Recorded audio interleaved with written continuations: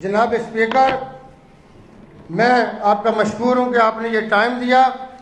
अब हम अपने उस मामले की तरफ आते हैं कि जिसकी तरफ अभी हमने जाना था, लेकिन उससे पहले चूँकि कई बातें लिखी हुई नहीं होती, मेरे भाई जनाब डॉक्टर अंसर अब्दाली साहब ने जिस इंसानियत के अलमिया की तरफ इशारा किया, ये अलमिया हमारे माशरों में इंसानियत नहीं, इंसानियत को भी कुत्ते से बरदर समझा जाता है। जो सिविलाइज कौमें हैं, वह कुत्ता हो, बिल्ली हो, कोई जंगली जानवर हो, मैं आपको बताऊं कि इंसानियत तड़प उठती है, इसलिए कि इंसान को अल्लाह पाक ने अशरफुल मखलूक़ात बनाया था।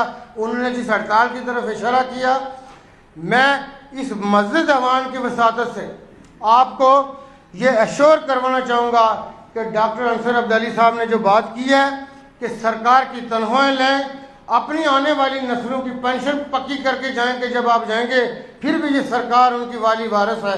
अगर कोई हड़ताल करता है, किसी अस्पताल में अगर किसी मरीज की डेथ हुई तो FIR दर्ज नहीं होंगी, दहशतगर्दी की FIR दर्ज होंगी और वो सख्त से सख्त सजा लगेगी।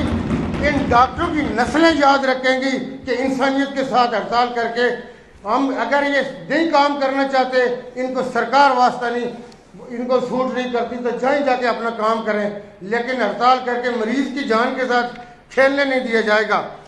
पिछले दिनों आपने देखा कि मेरे साथ 3-4 वज़राए कराम ने आबास इंस्टीट्यूट का हमने दौरा किया। इंसानियत सिसक रही है, तड़प रही है। आप उन मरीजों के चेहरों के साथ उनकी आंखों में आंखें नहीं डाल सकते, और ये बदमाश सरकार का पैसा दवाइयाँ बेच के हड़तालों की धमकियाँ देते हैं। मैं डॉक्टर अंसर अब्दाली साहब को इस मस्जिद अवान के मुकम्मल ताउन का यकीन नहीं, हम हर उस एग्जेक्टिव इख्तियार में शामिल होंगे। पर्चे दर्ज नहीं होंगे कि जाके वकील 15,000 लेके बेल करा के आ जाएगा।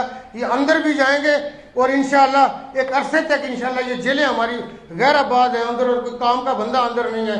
इंशाअल्लाह ये जेलें आबाद होंगी, इनके पेटों से पैसे निकालेंगे। एक दफ़ा हड़ताल की तरफ आएँ, फिर बताते हैं इनको कि कैसे है। जो दवाइयों में कल डॉक्टर साहब के साथ बात कर रहा था, इंसानियत को आप सिसकता देखते हैं। बेशुमार मुखय्यर हजरात हैं जो ये चाहते हैं कि आज़ाद कश्मीर के अंदर लोगों के लिए काम करें, वो हमें डोनेट भी करते हैं। मैंने डॉक्टर साहब से बात की, डॉक्टर साहब ने कहा वो देसन दे देसन, वो जरा इन लुट मचाई हुई है, उसने तो रास्ता ठीक करिए।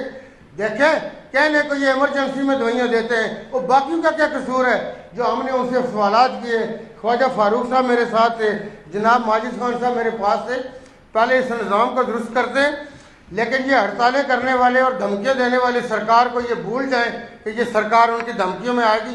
मैं कहता हूँ धमकी दें, मरीज जो ही पे अगर मरीज की डेथ होती है वो वहाँ से अरेस्ट होगा, फिर हम बताएंगे कि ट्रायल कैसे होता है, आगे कैसे घसीटा जाता है, कहाँ पे पर्चा दर्ज होगा, कहाँ पे उसका ट्रायल होगा, ये हम बताएंगे। थोड़ी बहुत कानून से वाकिफ हमें भी है।